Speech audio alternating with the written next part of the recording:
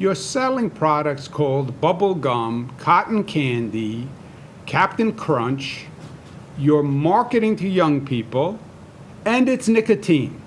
And it's nicotine in a device that creates steam and heat, and you inhale it into your lungs, and there has been no long-term study of this. How and why would you allow this to go on and take the risk? And the vaping company's only rationale is, well, we're better than cigarettes. Okay, so instead of hitting myself on the head with a metal pipe, I'll hit myself on the head with a wooden stick. That was New York Governor Andrew Cuomo this weekend announcing his state's new ban on all flavors of electronic cigarettes besides tobacco and menthol.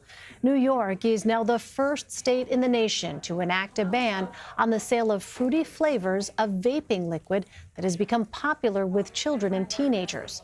Michigan announced a ban earlier this month, but it has yet to go into effect. Joining me now to talk about Michigan's crackdown is Detroit News reporter Beth LeBlanc. Beth, thanks so much for being with us.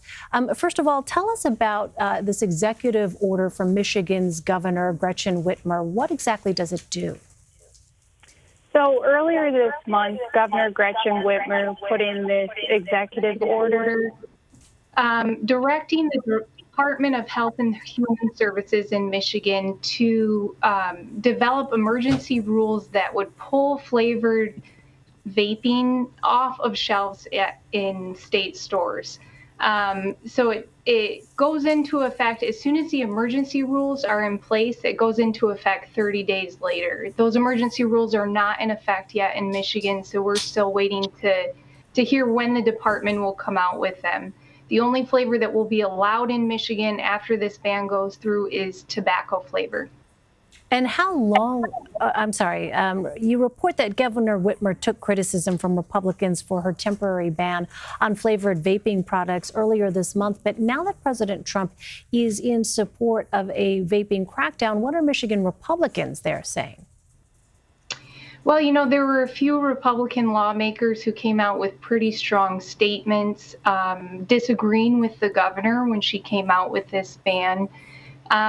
You know, one of the lawmakers here called her Emperor Whitmer because of the way it was put in place without a legislative process.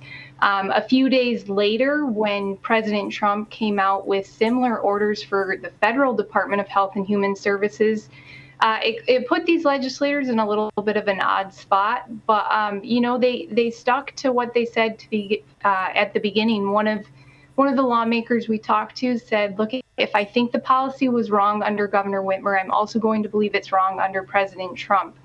Another GOP lawmaker expressed hope that maybe the way that the federal rules are put in place would allow for more input or more of a democratic process around those rules implementations. That's not quite clear whether that will happen, but that is what the lawmaker took issue with when it came to Governor Whitmer's orders. Another lawmaker who had scheduled a hearing on these bills prior to Trump's order, he went through with the hearing even after that. And it was a packed committee hearing. You know, they had 3 overflow rooms for it, many vaping advocates showing up to voice their disagreement with the ban. Yeah, and how did Michigan Democrats react? They were largely supportive of the ban. You know, a lot of the debate has been that there is an improper balance in the ban between the health of kids who may be using these vaping products and the health of adults who may be using it to stop smoking combustible cigarettes. You know, a lot of the Democrats on the committee who were part of this hearing after the rules went into place, they said, you know, it shouldn't even be a question of which one should take precedence, that it should be the kids who are using these vaping products. Well, how is the flavored vape industry adapting to this promised ban? You know, they're very worried here. The individual shop owners who we've talked to have expressed concerns about this vaping ban. They said basically, once this is put in place, they will have to shut down because the majority of their sales is through flavored vaping. And they said, there are a lot of adults who like these flavors that Governor Whitmer is arguing appeal to kids, such as apple juice and bubble gum and nerds.